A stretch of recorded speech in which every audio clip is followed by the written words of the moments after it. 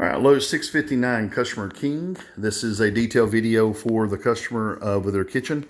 The layout of the kitchen is going to change. If you look here on the right, there's a desk here now. There's lower cabinets above that. There is a bank of switches right there against the side of that molding. This is going to be where the actual refrigerator will stand in the new design. A couple things to look at in the room. If you look over on the left-hand wall, that is a door that goes into the dining room. There is 84 and 1/4 inches right to the edge of this frame. Now, 84 inches is a divisible by 3 measurement for cabinets. We need to make sure that we don't go any further than 81 inches on this wall. We need to have enough room here for the countertop overhang to not cut into the case molding of this door. So we want to be 3 inches back from that, similar to what they did here originally, 3 inches back from the actual frame of the doorway. Now, that being said, this is going to be wall cabinets and base cabinets, but in a 36-inch height instead of a 39. The upper cabinets at 39 inches would collide with their lower molding. The bottom of that top molding is 104 inches from the floor. I'm sorry, not 104, sorry, 93 inches from the floor. The top of it is at 96. So when we're looking at a top alignment of 93 inches for a 39-inch upper, the moldings will collide with the molding that are in the room. So we decided to do a 90-inch top alignment, which is a 36-inch upper cabinet. That'll give me a 2.5-inch molding, which is a CM8, and we won't collide with the bottom of the molding that's there. Come over here on this side of the corner. The way we can do that is to put an asymmetrical Susan here, make this side a 33-inch, make that side a 36-inch, and that way you can shorten the upper by 3, the lower by 3, and have an 81 length on that wall. Now here on the bottom, doing a 36-inch sink base and putting a base wastebasket 15 here and a 36 on this side absolutely works, no problem. Leaves you about a 4.5-inch filler. Pretty good size filler, so we definitely want to put a base filler overlay 3, BFOL3, on the face of that, just to make it a little more decorative than just being a wide piece of wood in the front of the cabinet. Now here above, you've got the corner angle cabinet already here. They're used to that. You have a 24 to that. But if you look, there's actually about 1.25 inch margin here and about 1.25 inch margin there. In your design, there's 51 inches of cabinets all the way to the edge of this molding. Customer doesn't want to be that tight to the edge of the molding, so they actually want to keep that back about 1.25 inches on the left and on the right. Have a similar overlay to the sides of the window, same margin. Again, we're getting rid of the valance, getting rid of the dustboard above it. The customer's going to do an ensconce light above that.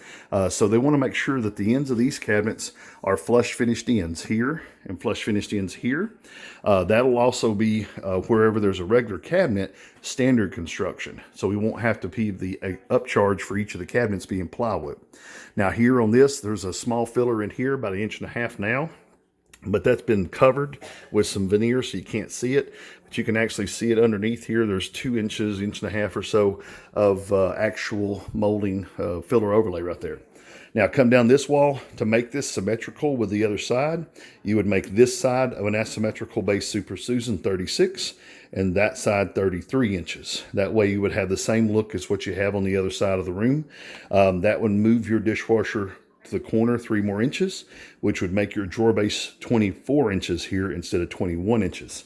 Now the center line of the actual stove plug, that's the plug behind the stove, is at 96 inches. From here to the wall, 96 inches is where the center of the 220 volt plug is. You can go left or right of the center of that as much as 5 or 6 inches without any problems.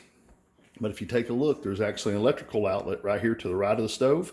So we need to keep the stove pretty much centered where it is.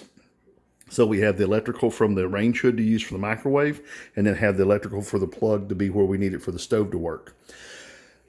Take a look to the right of the stove here. We've got a small cabinet there. We've got a telephone jack on the wall. Telephone jack will go away.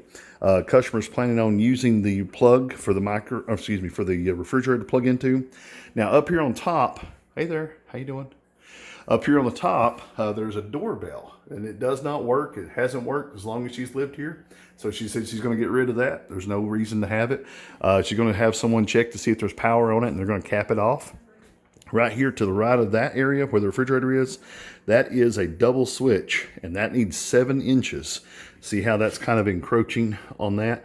This needs 7 inches of margin here that no cabinet can be in way, so that we have plenty of room for the switches to be visible coming and going. That's an electrical code issue. Now, as far as the cabinet above the refrigerator in the design, there's 24 inches deep, does not have legs on either side. Customers said they were just interested in having that 12 inches deep, sort of like the same depth they had one above this. But their refrigerator needs to be planned for a 36-inch wide, 34-inch deep, 70-inch tall refrigerator. If she decides to replace her refrigerator, she needs to make sure she has at least a 72-inch height refrigerator opening. Make sure we are planning for the future on that. All the floors and everything are going to be done in laminate, which will be done after the cabinets are installed. So all your cabinets will need to be up on 3/8 or half-inch blocks to make sure that we're at the right height for the appliances to line up. And then as far as the dishwasher and some of the other parts, check with the customer on what appliances that they're going to be replacing. Again, if you have any questions about the job, if you want to give me a call back. Oh, I'm sorry, one more thing.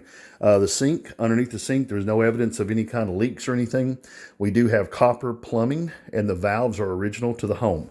So it's 1/2-inch copper. We need 2 straight 1/2-inch copper valves and the installation for those, or we need at least some 3/8-inch caps, brass caps, to isolate those. When we tear this out, we don't want leaks, so we need at least some brass caps to go on that. If you have any questions about this kitchen, feel free to give me a call at 423-650-1051. Have a good day.